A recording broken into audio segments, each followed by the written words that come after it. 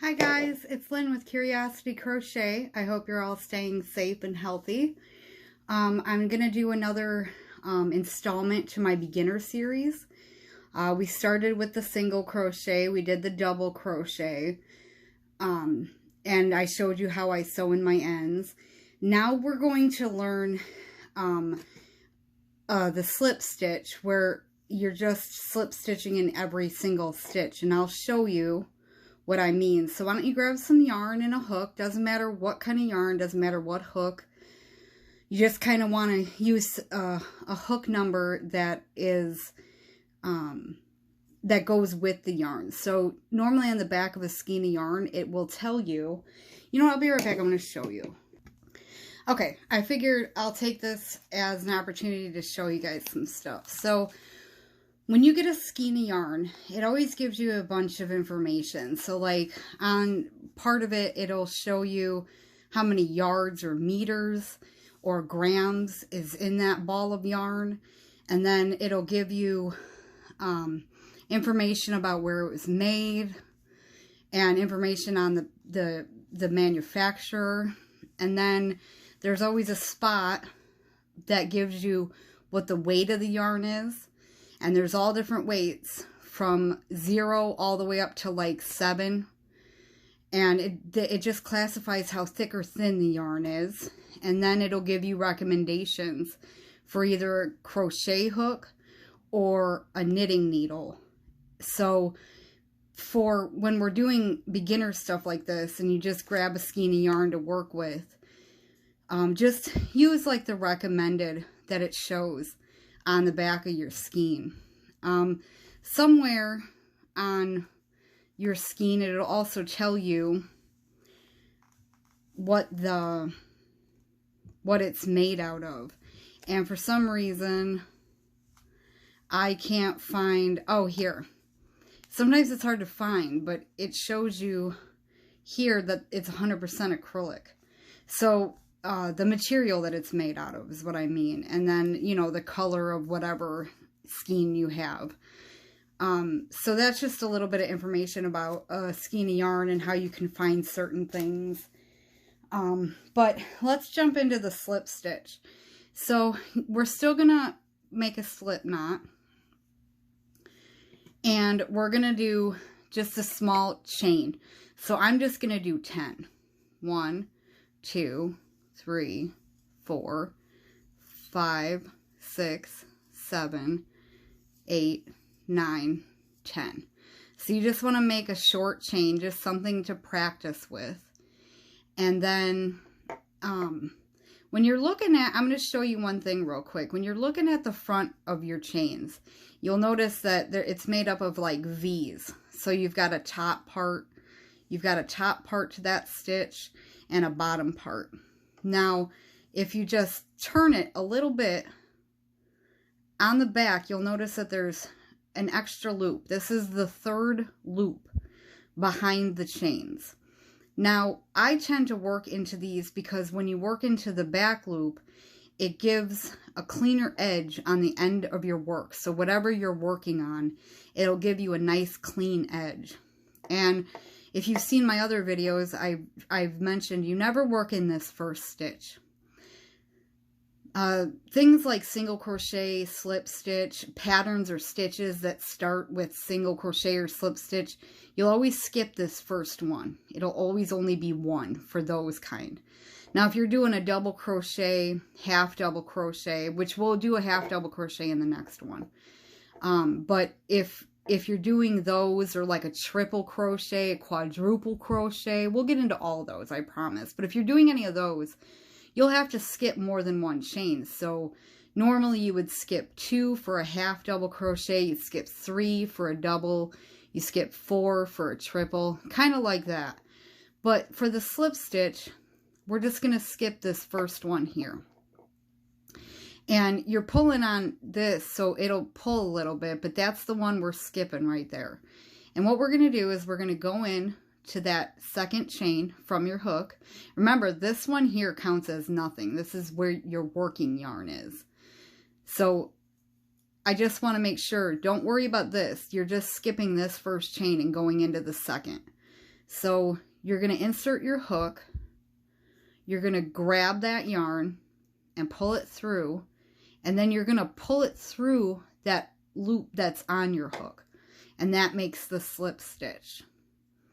So now we're going to go into the next chain. We're going to go in, we're going to grab a loop, pull it through, and then you want to pull it through the loop on your hook.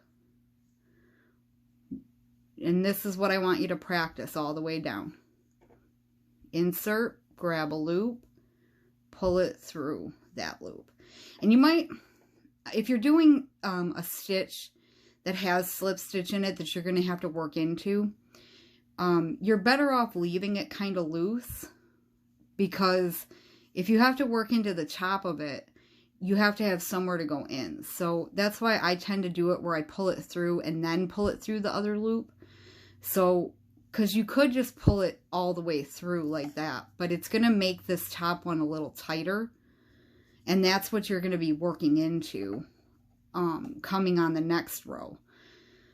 So you just want to insert and pull up a loop and pull these both up a little bit so that this is a little looser, and then pull it through that loop so that it gives it a little bit of space there. So insert, grab a loop, pull it up just a tad, pull it through.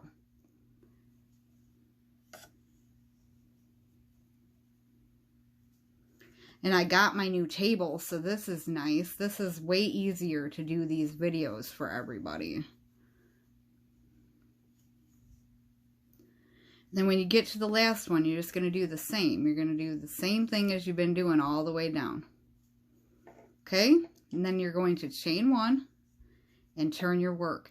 Now it's just like single crochet. You're going to work in the top of these slip stitches. So they're still like a V, but it's just kind of turned a little bit. So you're going to chain one and turn. And then you're going to find the top of that first slip stitch and insert.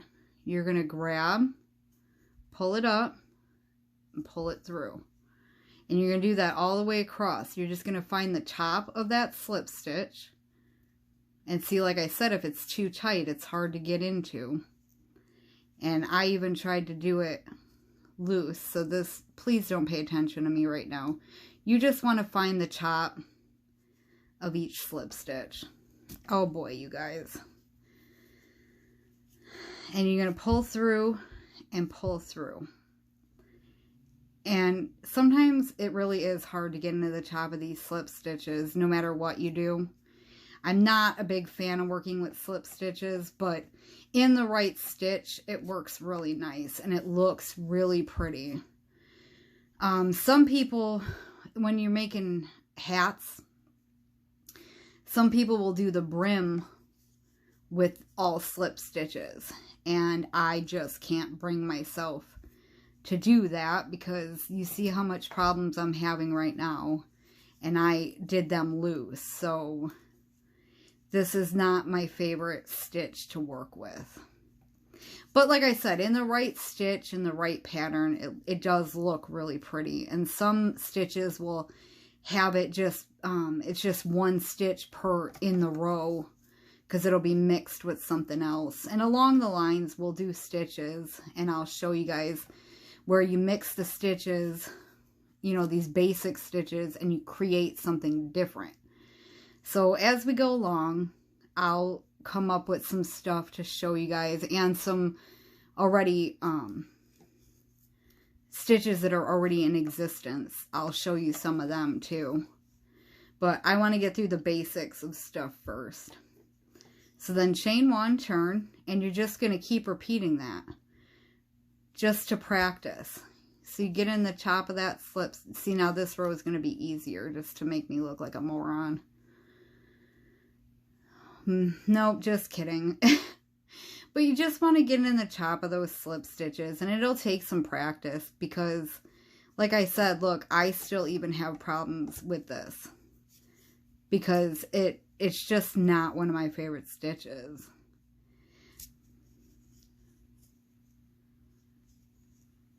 So go ahead and practice that, and that's your slip stitch. And then you can practice tying off and sewing in your ends, like just do a little square.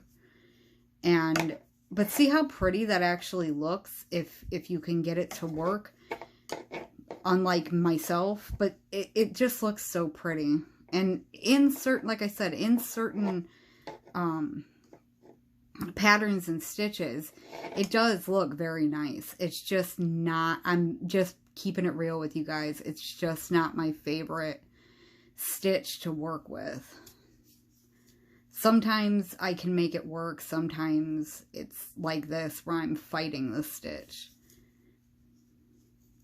But my best piece of advice with slip stitches is leave them loose if you have to work into the top of them.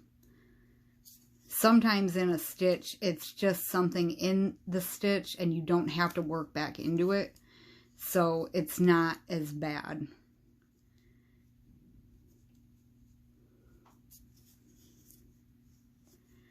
So there you have it. That's the slip stitch. And I hope you guys were able to follow along. I hope that I taught you something new. I hope you guys are enjoying these videos. And stay safe and healthy.